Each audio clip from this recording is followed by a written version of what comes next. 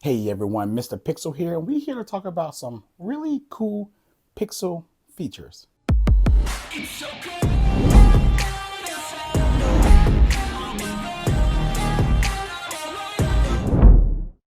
So the first feature I want to talk about is Video Boost.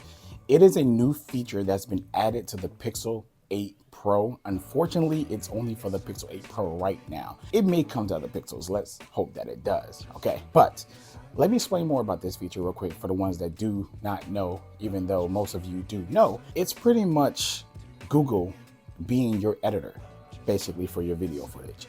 You take it, you record it, and you send it off to them. Basically, that's what's happening.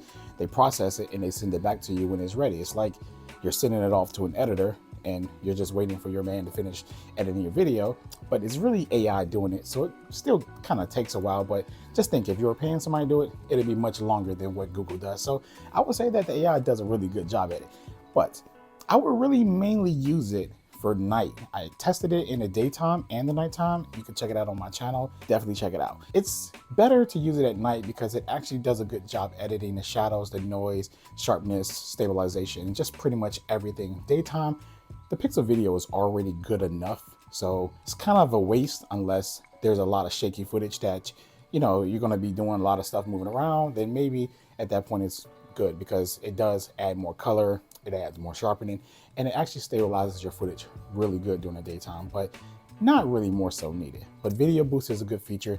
You can find that feature inside the cameras. Hopefully everyone does have it by the time that you're watching this video. If you're watching this video late, then I'm pretty sure that you already have the feature and know about it. So anyways, that's the number one feature I love. The next feature I want to talk about is pinned apps. I really like this feature because I'm the type of person who likes to hand my phone off to people sometimes, whether they're using it as a calculator or they want to go browse the internet for something or go on Amazon and look up some stuff or whatever. And I kind of don't want nobody snooping through my phone looking at, we ain't going to talk about that stuff. I don't want the wife hear me on this, But I don't want nobody snooping through my phone looking at stuff. So one of these really great features that's on Android, and it's been around for a long time on Android, is pin apps. You can actually pin an app and lock it completely to that app. So if somebody say, hey, can I make a phone call? And you're like, okay, sure. But you only want them to make a phone call because normally you unlock your phone, go to your phone app and hand them the phone. Now you can do exactly that. And then you can go into your little settings at the top or recent apps. And then you hit the little button at the top and then you can hit the little pin button and pin it. And what it does, it locks the app on that screen. So no matter if you turn your phone off or on, off or on, off or on, it'll always go to that app. And the way to unlock it is like swiping your finger and holding it. And then it's going to ask you for your PIN, your password, your face. It's going to look for all that. At that point, you have to put your password back in to unlock the phone, which they won't know. So therefore, all your privacy and everything else is protected. So it's a really good feature to use when you want to hand your phone off to somebody. I feel like everybody should have this feature. It's a really good feature. Now, one of the other features that I really love in the Pixels, and I don't know if this is a Pixel thing just yet, it could be a Gboard feature, but it's called Proofread. So it's pretty dope. Like you can just type up a whole lot of stuff. And me, I make a lot of errors when I'm typing. So I use this feature when I'm typing a lot of stuff and it just kind of, Google AI kind of like reads what I'm saying. And then it just tells me, hey, do you want to fix this? And you can hit fix on it, or you can go to Proofread and it'll just rewrite your whole entire sentence. It's just like Chat GPT or something like that. It rewrites everything for you and makes it proper. And then at that point, you can choose which one you want to execute or say, and then you click it and then it go ahead and replaces the whole text. I use it for social media. I use it responding to my wife. I use it responding to my friends and family, everything, just to make it a little bit more proper. And they're like, man, he really knows how to talk. I'm like, yeah, thank you. Don't know it, but it's really AI. But yeah, it's a really cool feature. Like I say, I don't know if it's exclusive to the Pixels at the moment or it's a Gboard thing. So if anybody's watching this video, let me know if you do not have a Pixel and you're actually using this feature in your phone right now using Gboard. But Proofread is so dope. I love it. If you are a Pixel user, enjoy. There's another cool feature that I love, and a lot of people don't really use Google Assistant to like open apps and do certain things, and I like to use her for a few things like take a selfie or like turn your phone off. These are features that I like to use, and the selfie one is one of the ones I love using. Say your hands aren't free and you just can't access both hands to take a picture of yourself. You can say, hey, I'm not going to say it because I don't want to trigger anybody or my stuff in here, but just say it and then it will flip the camera, turn it on, and then we'll put a 3-second timer up there, and then you can just hold the phone out and just take a picture of yourself, which is pretty cool. And you can say it to, hey, turn off the phone if you just for some reason your phone freezes. Now, I just do this because I'm lazy. I don't do it because my phone ever froze and I couldn't access it. But sometimes you can access your Google Assistants to actually turn your phone off for you, but it won't turn it completely off. It'll just give you the boot menu to turn it off. And then at that point you can turn it off or whatever. But you can still use Google Assistants to access certain apps and, open apps and close apps and change stuff around and stuff like that.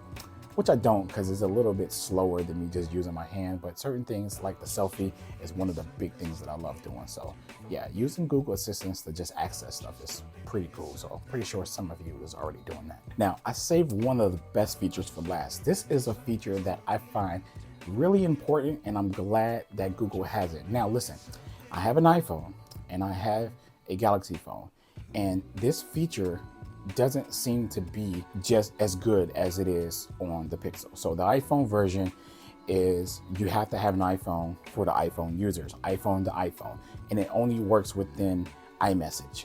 Okay, this feature is called check-in, just in case you don't know what I'm talking about. Check-in is a really good feature on the Pixel. I'm going to explain how it is. So again, on the iPhone, it's iPhone to iPhone and iMessage. That's the only that's the only way I find. I even asked people on the internet, is there a way to do what I showed them on the Pixel? And that seems to be the only way. So I find that useful, but not useful if you're an iPhone user, right? Because what if somebody don't have an iPhone, you want to check in for your own safety? You can't, okay? Now, Samsung, I just couldn't find it feature at all whatsoever. But because it's baked into Pixels, then I know that it's going to trickle down to probably all the other Android phones out there, because what's ever baked in vanilla Android may come to all the other, phones out there besides like the Pixel exclusive features. Now, let's talk about check-in, right? I go to check-in, okay, it's in the safety app. You go to your safety app, you click it and you click check-in. Then it's going to ask you an amount of time that you need to check in. So if you're going for a 20-minute walk and it's somewhere that you feel a little bit unsafe and you're not really sure, you hit the check-in and put a 1 hour. That means you have 1 hour to hit that check-in button, or it will probably alert the authorities, like the cops, and they send them your GPS location, and it also contact whoever you want in your contacts. So my wife, for instance, like I say, I'm an Android person, she's an iPhone person. So I can still use that feature with her. It's not gatekeeped where she can't access it. So if I hit check-in, it sends her a notification letting her know that, hey, he's gonna be gone here for a while and he has to check in for about an hour. If he doesn't check in, we're gonna give you a call to let you know there could be something wrong and you might wanna call the authorities, or it gives you the option to call the authorities in the app. So the app is pretty cool, straightforward, really easy. Like I say, it works with people's phone numbers. So that's the difference between iMessage. It's in iMessage on iOS, and it only work with other iPhones because you gotta have iMessage. And this safety check works with a phone number. So Google kind of has like the better option. So I send that off, and you can send multiple family members. So I can send one to my mom, my brother, my dad, some cousins or close friends or whatever. Just, hey man, I'm going to the mountains. I need to check in every hour. So boom, you hit that, set that hour. Make sure that you're by your phone checked in. If you're not by your phone, you could be stuck in a cave, meaning that your check-in is gonna be like, it's gonna do a countdown. And if you don't make it to the countdown, then it's gonna alert everybody. So it could save your life. So I just wish that it worked like that on iOS the same way, but you have to have an iPhone. And I feel like that kind of defeats the whole purpose, because me and my wife, I can check in with her, like, send it off to her, but she can't send me one back. So if she was going out mountain climbing, I would have to like literally buy an iPhone or use my iPad or my Mac. And that means I have to be stationary somewhere, but I can't be somewhere, it's kind of redundant to me personally. But check-in is really dope. I find it a real good feature and I use it a lot. So if you haven't tried this feature, try it. And they brought it to the Pixel watches, so you can actually do it on your watch now. Worth it. So make sure y'all use that check-in, everybody. Anyways, this is Mr. Pixel dropping you more Pixel content, and I will catch you in the next video.